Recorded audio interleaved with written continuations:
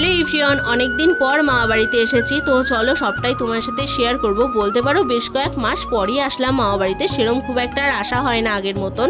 তো চলো, আমরা সমস্ত ভাই বোনেরা একসাথে থাকলে না খুবই মজা করি, আর এই দিনগুলো খুবই মিস করি। তো চলো, আজকে আবারও একসাথে হয়েছি। সকালবেলা দিদি বানিয়ে দিয়েছিল চাউমিন, আর চাউমিনটা খেতে খুবই ভালো হয়েছিল। এরপর খাওয়া দাওয়া করে স্নান করে আমরা এখন দুপুরবেলা খাওয়া দাওয়া করতে বসে পড়েছিলাম। আর দুপুরবেলার মেনুতে যে কটা জিনিস ছিল সব কটাই আমার পছন্দের খাবার, আর পনির হলে তো আমার কিছুই লাগে না। তো চলো, খাওয়া দাওয়া করে এখন রেডি হয়ে সন্ধ্যাবেলায় বেরিয়ে পড়েছিলাম একটা কাজে। টুকিটাকি কিছু কাজ ছিল বাজারে, আর এটিএমে একটু যাওয়ার ছিল।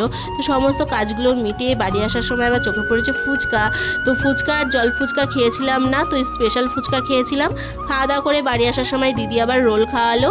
তো রোলটা খেয়ে সবার জন্য আইসক্রিম নিয়ে বাড়ি চলে এসেছিলাম। তোমাদের ব্লগটা কেমন লাগলো অবশ্যই কমেন্ট করে জানিও। ভালো লাগলে একটা লাইক করে দিও, চ্যানেলটা সাবস্ক্রাইব করতে ভুলো না। তো আজকের মতন বাই।